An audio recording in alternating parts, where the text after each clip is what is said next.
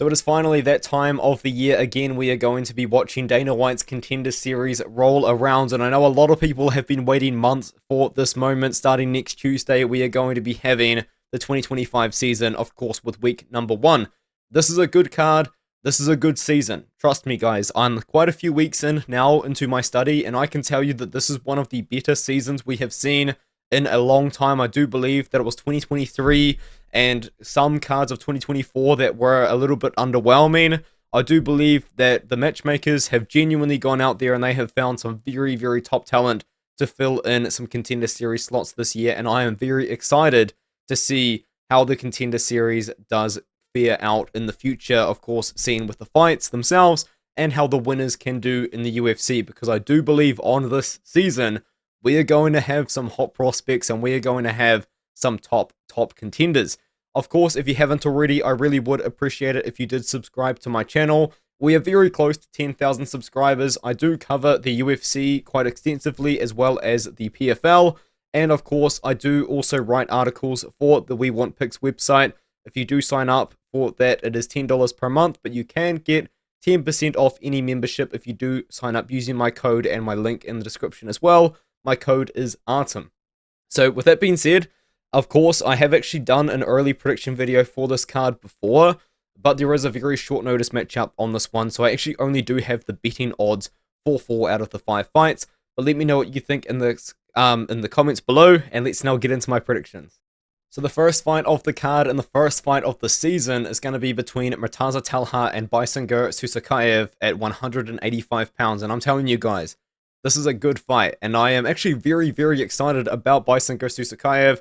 I am relatively prepared to lead a hype train. However, I will admit that he could have some potential trouble with Murtaza Talha in this matchup. Baysangur Susurkaev is a very, very talented guy for only 24 years old in the middleweight division. This guy has a very low volume yet familiar technical kickboxing style. He actually does relatively greatly remind me of Israel Adesanya in some moments, because he will stand there, he will jab, he will leg kick, but he will also emote a lot as well. He'll point to the ground, he'll wave at his opponents, he'll do all sorts of stuff, and he is very, very fun to watch. But another thing that's quite interesting about him is he actually does have pretty solid wrestling as well. This is mostly seen, in my opinion, in the Shane Chibnowski fight, but he doesn't really attempt takedowns. He only really reverses takedown attempts by his opponents, but once he can do that, his takedown defense in general is very good, but sometimes if he gets the opportunity, he will reverse the takedown attempt and get his own top control, which is also very, very good. Baysangur Susurkaev, once again, his takedown defense is fantastic. I believe this opponent here, Kuchikidze, was trying to take him down maybe 6 times in the first round. It was kind of nuts. He was just spamming takedown attempts, and Baysangur Susurkaev defended, I believe, all of them except for a couple, and that takedown defense held up. And it's going to need to, because he is going to take on Murtaza Talha. And I know that Murtaza Talha looked absolutely terrible on the Contender Series against Rodolfo Bellato a couple of years ago, after I gassed him up as well, by the way.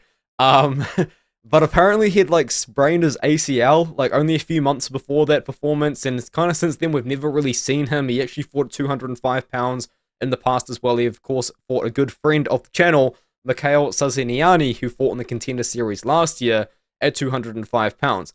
Since then he's fought once, and it was against a guy that was 0-4. You can't learn much from that. However, Murtaza Talha, though, he does have pretty good boxing. Now, I actually did do a lot of revisionist on this, because I do remember really, really hyping up Talha against Bellato, and then I actually looked back at the tape of Talha again, of course, and I was kind of thinking to myself, oh, like, Talha is not as good as I thought he was. Like, he was kind of struggling in moments to get takedowns on Mikhail Saziniani, who was really only a pure striker, and even then, like, aside from that, he did, like, look really good against Kirill Kamitsky, but just in general, he is very undersized for 205 pounds. I'm interested to see how he's going to look at this weight class, but I think his biggest danger in this matchup isn't actually going to be his wrestling. I think it's going to be his boxing, because Baysangur Susurkaev, if I was to kind of say something negative about him, it is that he is very low volume on the feet. He's not really throwing much out there. He very much will just kind of leg kick from range. He definitely will kind of throw a couple shots out there at moments. When he does land, it is pretty powerful, but Murtaza Talha typically does fight with a very aggressive, sort of close range, close quarters boxing, dirty boxing even in the clinch sometimes sort of style. he is going to be dangerous in round 1. He does have a lot of early finishes as well throughout his career, so that would be interesting to kind of see, where we, of course, have actually seen Susurkaev go 3 rounds recently.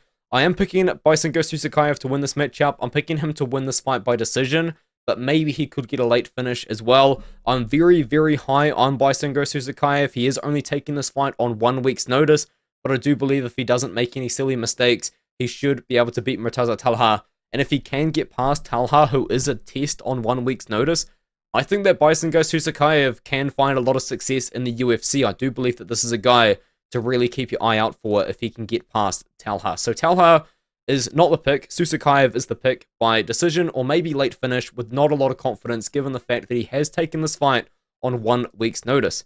And speaking of short notice opportunities, Christopher Ewert, of course, was given a short notice opportunity in the UFC. He was actually going to fight on a pretty major card against Jackson McVeigh, but he failed to make weight in that fight. Apparently, he was well overweight. When he accepted the fight, he tried to cut the weight. He just couldn't quite do it.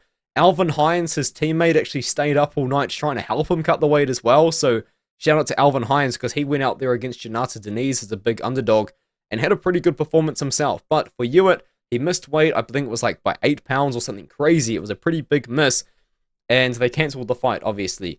So he's actually been given the Contender Series opportunity again after being originally pulled from this matchup. And I do kind of understand why the UFC does like this one, as the styles are quite different. Yuri Panferov is definitely more of a wrestler. His striking, in my opinion, is a pretty big weakness, especially that striking defense. And Christopher Ewert mostly is a boxer, and he mostly is kind of like Talha, actually, a very kind of close-ranged boxer, as he throws a lot of hooks out there. And he will kind of in moments have his chin up in the air and just kind of be swinging those hooks, but he's very, very good in the pocket. And he had a very, very good performance against Reese Watkins, who I do believe if Reese Watkins won this fight, he would be the one on the Contender Series, because he is a relatively hyped up prospect as well, and also quite closely affiliated with Sean Strickland and Chris Curtis. Yuri Panferov, of course, is a guy trained by Matt Sierra Longo, and he had his opportunity on the Contender Series against Torres Finney a couple of years ago. And I revisited that fight once again, of course I did, but in my head, I always kind of remembered that fight as Yuri Panferov giving up a pretty good performance, and that's why Torres Finney didn't get the contract. But in hindsight, I actually didn't think that Panferov looked that good at all in this fight. You know, of course, Finney was taking him down and stuff like that, but even Finney was finding some striking success on the feet. Not a lot, but some striking success. And I just think that Panferov, he hasn't really improved his striking all that much. I mean, he has been able to find a lot of dominant positions, a lot of full guard, full mount positions is what I'm looking for, and getting those ground and pound TKOs. But I just haven't really seen Christopher Ewert struggle against a wrestler yet. This is probably the best wrestler he has ever fought, but I do think that the difference on the feet is so big that Christopher Ewert is the better striker, and I think that Ewert is going to land on Panferov because his chin is very much in the air and ready to get hit.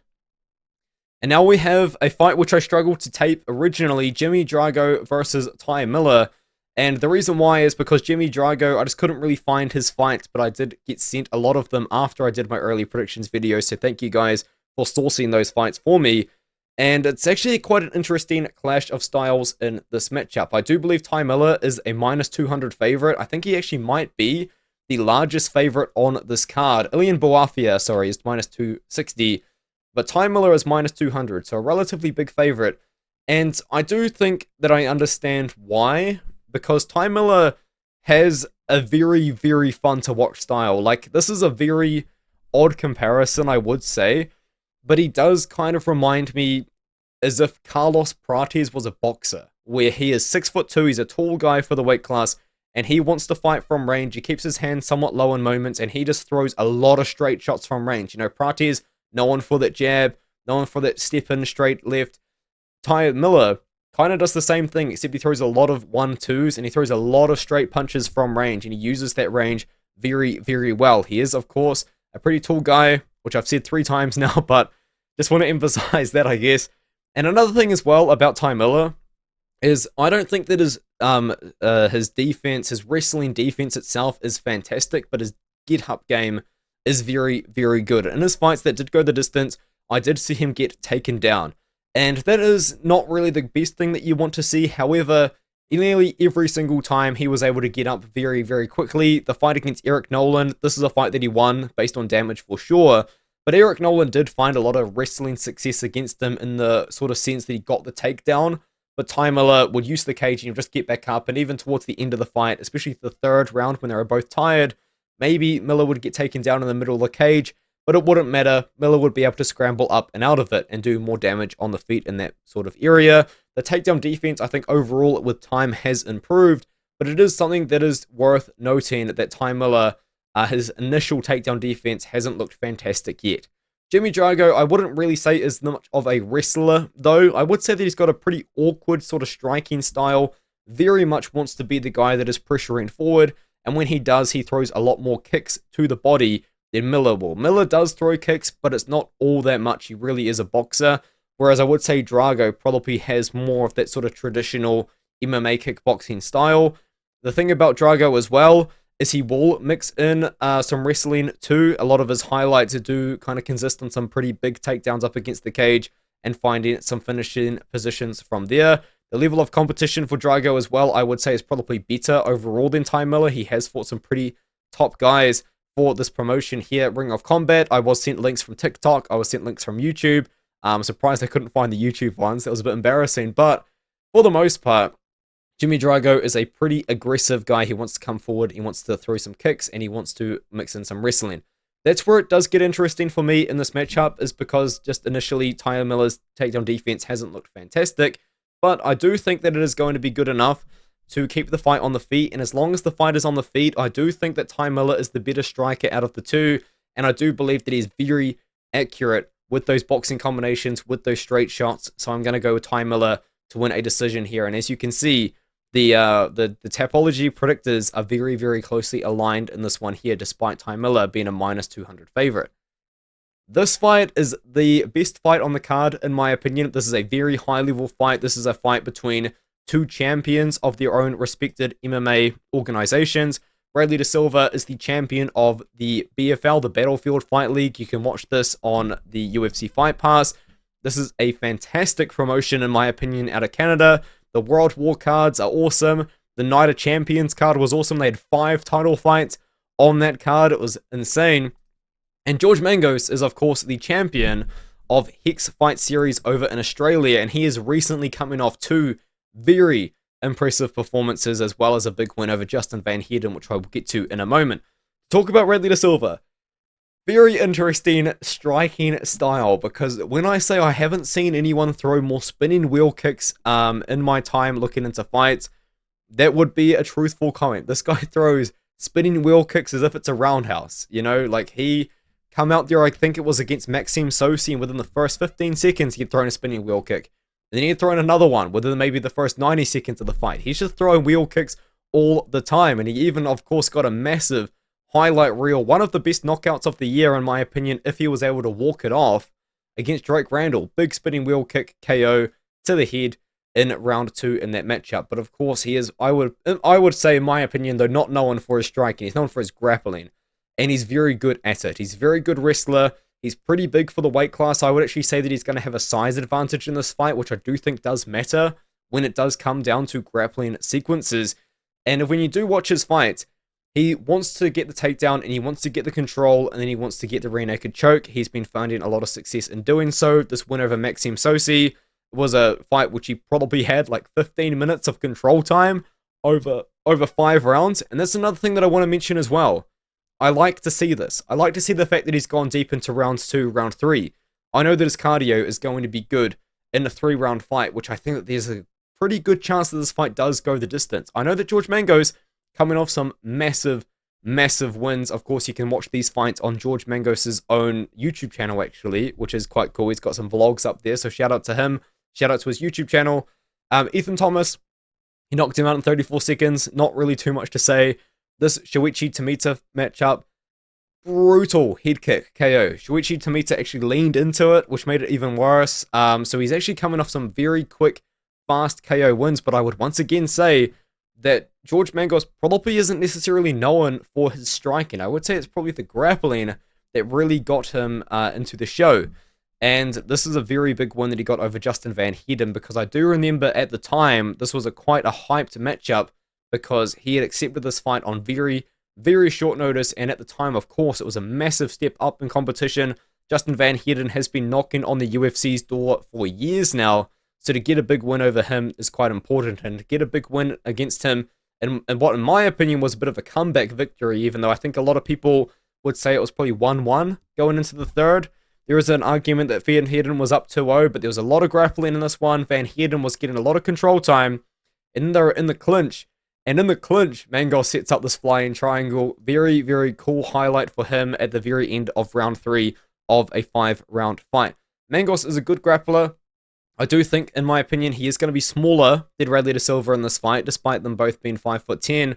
But on the feet, I do have to favor Mangos. I think that it's kind of in general, Mangos has like more technical boxing. Radley Da Silva's striking is quite wild. Like although he does throw very, very effective strikes, I don't think that he's quite compact and quite sort of as technical as Mangos is. And when it comes to the grappling, I think that what we have seen from George Mangos, especially in the Van Heerden matchup, which I think is important when you look at this one, is just the fact that we can see that Mangos can sort of get himself out of tough positions if Radley Da Silva is going to do that in the grappling. So for that reason, I am picking George Mangos to win this one. I think this is a close fight. I think a lot of people really, really love George Mangos, and I think that that is very valid. He is only 21 years old, one of the best prospects in MMA in general, in my opinion, but this is a tough test. Radley Da Silva is a legitimate talent. He's a very, very good fighter, a champion of a very good organization as well. I do love Battlefield Fight League, but I am going to be picking George Mangos to win a close one here. This is a low confidence pick for me again.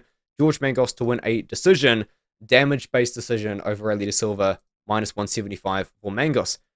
And now we can move up to the main event. Ilian Bouafia taking on Neemias Santana, and I am quite confident in Bouafia's skill set in this one here. Ilian Bouafia is 6'5". He's a French kickboxer, and he looks promising. That is actually the first thing that I said, I believe, when I messaged one of my collaborators in the Contender Series, because it is a beautiful, beautiful world of collaboration when it comes down to the Contender Series. I'm not really just doing all of this tape study myself. I'm doing the tape study. I'm talking about it with reporters. I'm talking about it with other YouTube channels as well. And of course, on top of that, actually, I recently had a fighter message me as well, and he told me a couple of interesting things as well, but I will not name that. Even on the week that he is fighting, I will not name that information. But for Ilian Bouafia, this is a guy that the first thing I did was I watched his first fight, his most recent fight, sorry, and I thought to myself, this is promising. This guy looks good. I actually just lied. I had to message Sean Bitter for this fight because I couldn't find it, but I think it was this fight here. I messaged him. I thought this guy's really, really promising. I messaged that to somebody else. Shout out to Sean Bitter as well. He is the one that gave me the link to this matchup here because I really wanted to watch it because he went 3 rounds. But Bouafia, 6'5", tall kickboxer. I do think he wins this matchup against Santana. Now to talk about him more. He's a kickboxer. He uses that range well. Once again, you see so many times these guys with these gifted heights, these gifted reaches, and they don't really use that effectively. Bouafia is one of those guys that does use it effectively. 6'5", long arms, long legs. He will kickbox from range and he will do it effectively. Once again, kind of just like our friend Susurkaev, he can be low volume at times, but he's low volume with a very, very good accuracy. I don't necessarily see Bouafia throw and whiff a strike. Now, stylistically, Santana's going to bring him into a brawl, but we're going to bring that up in a moment. Bouafia, he wants to fight a pretty low-paced fight. He wants to throw his accurate shots. Once again, somewhat Israel Adesanya-like, I guess, but I would say it doesn't really remind me of him that much. But in general, he looks good. And I really wanted to look at this fight here I mentioned briefly before because it went 3 rounds. It went the distance. And the reason I wanted to watch that was, what does this cardio look like, you know? Because I don't think Santana has good cardio. And he's got good cardio. He looked pretty good against Bagai in the 3rd round. He did look a little bit tired, but to be fair, it was a relatively high-volume fight by Bouafia standards, in my opinion. And he looked pretty good in the 3rd round. He was still kind of dictating the pace, dictating the range. And that's what you like to see. Neemias Santana's the opposite. He is not very technical at all for middleweight. And he will come forward and he will throw down. He is going to bring Bouafia into a war, and Bouafia has never been in a war. Most of his fights, in fact, I would say all of them that I watched, Bouafia controlled the range. Bouafia controlled the pace. Santana is going to come out there and he is going to throw down. This guy kind of reminds me, I guess, like kind of like Ribeiro, Claudio Ribeiro, if you guys remember his run in the UFC, except in my opinion, probably a little bit more technical and less powerful. But this guy will come forward. He will point at the ground and he will go out there and he will just throw down. I did see him get a couple of takedowns, but not really many, and I don't necessarily think he's going to get a takedown against Bouafia unless he somehow rocks him. What Santana's going to do, he's going to come forward and he is going to throw down. He's coming off a couple pretty massive KO wins. I believe this was a ground and pound sort of win over João Paulo Silva, but a straight right, straight down the pipe against a hurt Marcos Vinicius is what was able to get him on the show for the LFA. And I think this is what's going to make it interesting, because I think that if Santana wants to win this fight, he needs to make Bouafia uncomfortable. He needs to fight Bouafia in a sort of way that Bouafia has never fought before. Bouafia wants to be the Adesanya. He wants to be the Alex Pereira. He wants to fight from range. He wants to throw his strikes. He wants to throw not that many strikes per round, but when he does, he's going to land them. And Santana, he's going to have to be... I'm trying to think of like a good example. Alexandre Pantoja. He's going to have to come forward and just bomb away or coming forwards. And I think that Santana could be a guy to look out for a big upset. But just kind of looking at the skill sets, I do believe that Ilian Bouafia is the more talented guy out of these two. I think he's got the better cardio out of these two as well. Santana was looking tired in the second round, in my opinion, against João Paulo Silva. Most notably, it looked a little bit better against Vinicius, but for the most part, Santana's cardio, I think, is a little bit concerning. So I think that Bouafia can go up there, survive round one, but to maybe get in a war. Hopefully not, honestly, for my sake, with the pick. But I do think that Bouafia is going to finish Santana in the second or the third round as Santana does slow down. This is a great card, guys. I'm telling you, there's better cards on the way as well. But for a week one card, this is a banger. This is very, very good. I do believe, sorry that I didn't mention it, but Christopher Ewert's a -160 favorite. Timer is -200, Bouafia like -265, and Mangos like -165. There may be a small chance the odds makers make Susurkaev an underdog. I really don't think so. I think we are going all favorites on this card. Not typically the best way to necessarily bet the Contender Series, but they are just the picks and how they fell. Of course, I've been doing this tape study for months now, so I don't know what the odds are until the Saturday before the card. Let me know what you think about that in the comments below, and I'll see you guys in the next one.